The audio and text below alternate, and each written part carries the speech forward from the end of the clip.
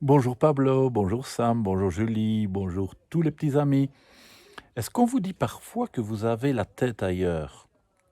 Quand on dit de quelqu'un qu'il a la tête ailleurs, ça veut dire qu'il est distrait, qu'il pense à autre chose, qu'il est sur la lune, comme on dit. Ma tête ailleurs. On lit l'histoire? Ouais? Eh ben d'accord, on y va.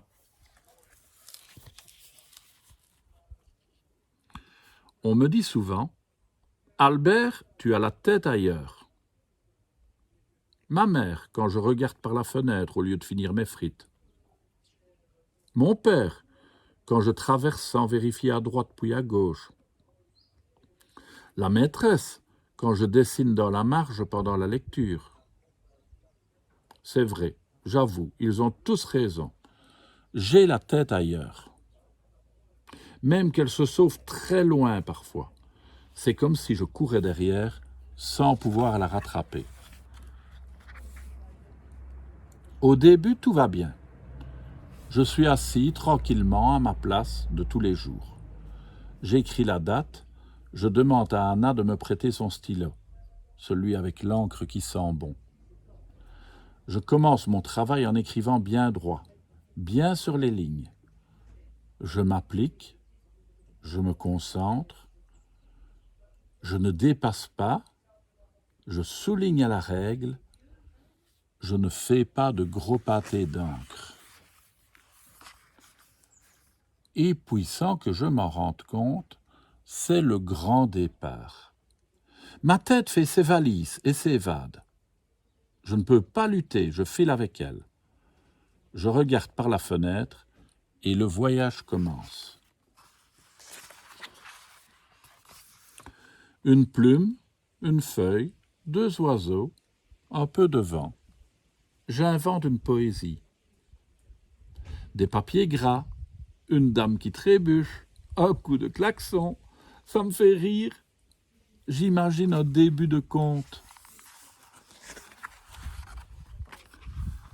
La semaine dernière, j'ai eu une vie folle.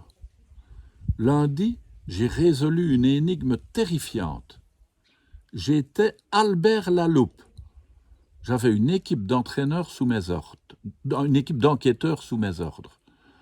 On a remué ciel et terre pour retrouver la lune qui avait disparu. Mardi, j'ai sauvé Anna. Je l'ai tirée des griffes d'un drôle de dragon à poil dru qui traînait aussi dans mon rêve. C'est toujours Anna, la fille dans ma tête. Mercredi, en regardant les nuages, j'ai découvert une île magique, une île qui parle. J'avais nagé toute la nuit et arrivé sur la plage, j'entends « Hello Albert, c'était désert ici sans toi. » On m'a parlé un peu et je me suis endormi sur le sable chaud. Jeudi, j'ai volé. À dos de crapaud ailé, il passait par là. J'ai sauté sur l'occasion et sur son dos. Il a déplié ses ailes et on est monté haut, très haut. Vendredi, j'ai tout fait pour garder les pieds sur terre. Mais pendant le calcul, j'ai continué dans ma tête le jeu commencé à la récré avec Anna. « Albert, reviens un peu parmi nous, » me disait la maîtresse. J'aimerais être Albert, le garçon parfait, celui à qui on ne dit pas « ça suffit », celui avec les beaux habits bien repassés, même pas sales aux genoux, celui qui se tient droit, qui sait ses leçons, qui ne connaît pas de mots trop gros, ou mieux, celui qui ne rêve pas. Quand j'ai dit ça à table, qu'à force tous ces rêves c'était un vrai cauchemar, mes parents m'ont répondu « Non, faut surtout pas s'interdire de rêver. » Paraît même que c'est ce qui rend la vie plus jolie. J'ai imaginé une vie sans rêve, sans magie, sans île qui parle et sans crapaud ailé. Pas drôle. Pas drôle du tout.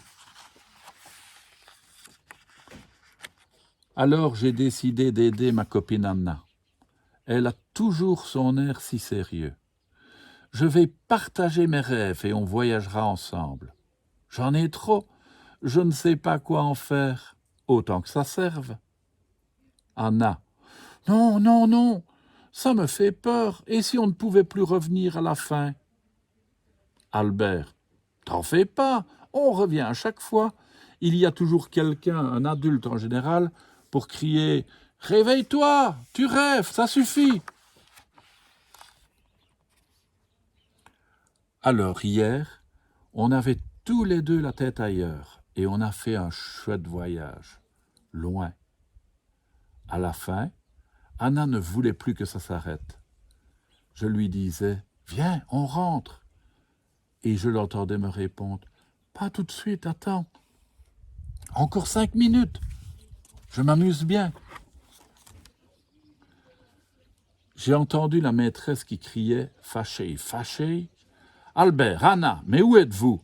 Et l'exercice, il va se finir tout seul ?» Alors on est revenu. On a raconté ce qu'on a vu, qui on a croisé, les mondes bizarres, les drôles de bestioles, la magie, les dragons à poils et le reste. Eh bien, vous avez de l'imagination pour 4, vous deux? Oui. Vous en voulez un peu? Nous, on veut bien partager. C'est chouette d'avoir de l'imagination et de partir comme ça dans des beaux rêves. Ça vous arrive de vous raconter des histoires? Si oui, c'est bien. Continuez. À demain.